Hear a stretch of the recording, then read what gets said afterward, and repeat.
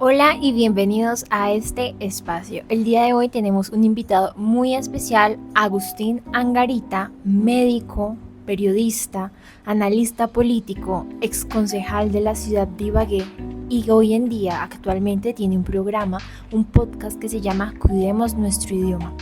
El día de hoy lo hemos invitado para hablar acerca de cómo es la elaboración de ese periodismo ciudadano, quien se ha desempeñado por tener una voz clara, pedagógica y crítica ante los diferentes movimientos sociales.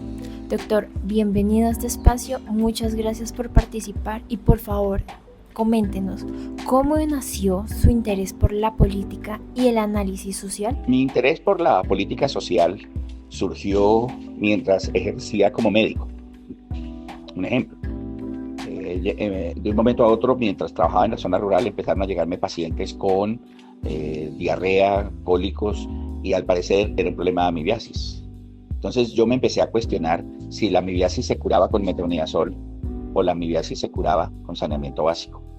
Y entonces tomé la determinación de irme para la vereda donde se estaban presentando ese tipo de enfermedades, de manifestaciones de diarrea, y descubrimos con la promotora rural, nos fuimos a caminar y descubrimos que había un alcantarillado que estaba vertiendo sus aguas. El agua del alcantarillado estaba cayendo sobre la fuente donde se tomaban aguas las personas de esa vereda. Entonces la contaminación que estaba cayendo en esa agua era lo que producía la diarrea. Ahí me di cuenta, de manera palmaria, que la amibiasis no se cura con metronidazol, sino con acueducto, con alcantarillado, con agua limpia. Y ahí me di cuenta que la labor del médico no se puede limitar a sentarse frente a un recetario, frente a un escritorio escondido detrás de un computador, preguntándole a la gente cosas, sino que debe tener en cuenta el contexto en que vive la persona. No tiene sentido darle tratamiento a una persona para devolverla a un ambiente que la enfermó y entonces la enfermedad se vuelve crónica o simplemente el médico está desconociendo. Eso fue lo que me dio interés por la política y el análisis social. A su vez, ¿qué lo motivó para convertirse en una voz activa dentro de su comunidad? En la medida en que me fui dando cuenta del papel que se puede desempeñar desde el punto de vista profesional ante una comunidad, entonces me di cuenta que la solución no era simplemente denunciar que ese alcantarillado estaba mal, sino movilizar a la ciudadanía. Entonces hablamos con la Junta de Acción Comunal, la Junta de Acción Comunal convocó a la comunidad e hicimos una minga que permitió entonces que la comunidad se moviera y se organizara para solucionar ese problema. Y de ahí para allá entendimos que, por ejemplo, el dengue tiene un control social, que el problema del dengue no es fumigar para matar los zancudos. Se matan los zancudos que están volando, pero los que están naciendo cada minuto, cada ratico de las fuentes contaminadas de agua que está produciéndolos, es lo que sigue produciendo los zancudos. Entonces entendimos que el problema es del control social y eso me motivó a convertirme en una voz activa dentro de la comunidad frente a los problemas, no para suplantar la comunidad, sino para acompañarla y estar trabajando con ella. Muy interesante esto que usted dice, que no es suplantar a la comunidad, sino apoyarla y respaldarla. ¿Recuerda usted algún momento clave en su vida que lo llevó a entender el poder de la palabra en la transformación social? Cuando uno habla y dice cosas, uno cree que el contenido de lo que está diciendo lo entienden las otras personas, pero eso no es cierto. Alguna vez en una vereda del Cauca me llegó una persona, una señora, y me dijo: doctor, estoy suelta. Yo aprendí desde niño y en mi cultura, en mi medio cultural, que la soltura tenía que ver con la diarrea, con problemas intestinales. Le pregunté a la señora que cuánto tiempo llevaba suelta y me dijo que 10 días. Entonces yo dije, pero mucho tiempo.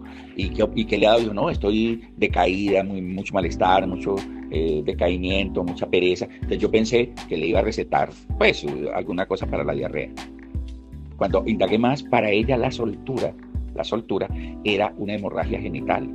Ella tenía una hemorragia a través de un problema ginecológico y entonces ella no se detenía y ello llamaba soltura. Entonces me di cuenta que el lenguaje no es lo que uno cree que es, sino el lenguaje tiene un contexto. Y hay más ejemplos de esas circunstancias, pero ese es un ejemplo específico en el cual me llevó a mirar el poder de la palabra en lo que tiene que ver con la transformación social. En tiempos de actualidad, como usted bien lo decía, cada uno intenta mostrar su voz y ha explorado diferentes mecanismos para darse a entender y dar a manifestar sus inconformidades. ¿Cómo lograr mantener una voz clara, pedagógica y crítica a su vez que no se deje influenciar por intereses personales o tal vez monetarios? A ver, yo pienso que lo más importante es tener claras los conceptos que uno quiere transmitir. La idea no es competir con nadie. Mucha gente puede opinar cosas distintas, de pronto mejor fundamentadas que lo que uno hace. Pero yo lo que quiero es que mi palabra, mis conceptos tengan primero una pedagogía. Yo soy responsable de lo que digo, pero no soy responsable de lo que escucha la gente. Para que la gente escuche similar a lo que yo estoy diciendo, tengo que hacerlo lo más claro, lo más concreto, lo más eficiente posible para que la comunicación esté allí. Porque yo puedo decir lo que se me ocurre, pero la gente interpreta y lee y entiende otras cosas. Entonces, esa es parte de mi importante para que mi voz sea clara, con un lenguaje fluido, con un lenguaje concreto, conciso, a la altura de la persona que me está escuchando, y que si yo hago una crítica, lo hago también de esa manera. Una cosa que yo digo, si yo insulto a una persona y esa persona no me entiende, yo no la insulté. Si yo la quiero insultar, tiene que ser, o le quiero hacer una crítica, tiene que ser lo suficientemente clara para que la otra persona entienda la crítica o el insulto. Eso es muy importante. Bueno, y para finalizar, y reitero, muchas gracias, doctor, por este espacio que nos ha brindado. Si usted pudiera dejar un mensaje que quedara grabado en las nuevas generaciones, ¿cuál sería? A ver, tenemos que mejorar juiciosamente nuestro entendimiento. Tenemos que aprender a leer, pero no solamente a leer juntando las palabras, que la M con la A, ma, y la M con la A, ma, y juntando los dos fonemas, mamá. No. Hay que entender qué dicen las cosas. Tenemos un problema muy grave en este país, donde por lo menos el 90% de nuestros jóvenes de 15 años, que eso es una medición que tiene las pruebas PISA, demuestran que el 90% de nuestros jóvenes saben leer y escribir, pero no entienden ni lo que leen ni lo que escriben. Y el 98% de los jóvenes no entienden las reglas matemáticas y la utilización de las matemáticas, porque las matemáticas, más allá de que las han querido convertir en un hueso duro de roer, las matemáticas lo que ayudan es a pensar, ayudan a tener un pensamiento analítico. Entonces, una cosa que tenemos es, todos tenemos que aprender a leer juiciosamente, a entender las matemáticas de manera clara, pero esa lectura con un contexto, conocer nuestras condiciones. A mí llegó un estudiante de ciencia política de la Universidad del Tolima y me dijo: doctor, necesito que me ayude porque me citaron a una reunión en planeación, pero yo no sé dónde queda planeación. Es decir, trabajamos en la ciudad y no conocemos dónde queda la ciudad, no conocemos la ciudad. Entonces, parte que necesitamos aprender ese tipo de cosas. Unos detalles es que uno encuentra jóvenes que no saben dónde se paga los servicios públicos, no saben cómo se tramita el pasaporte, absolutamente nada, porque es como si vivieran en otra ciudad. Hay que conocer la ciudad, conocer lo que pasa en la ciudad, las urgencias que necesita la ciudad, que sepan dónde quedan las droguerías, dónde quedan los hospitales, dónde quedan las funerarias, dónde quedan absolutamente todas las cosas de lo que es el amoblamiento urbano de la ciudad. Eso me parece que es muy importante que los jóvenes lo tengan claro, y asimismo que aprendamos a respetar el idioma.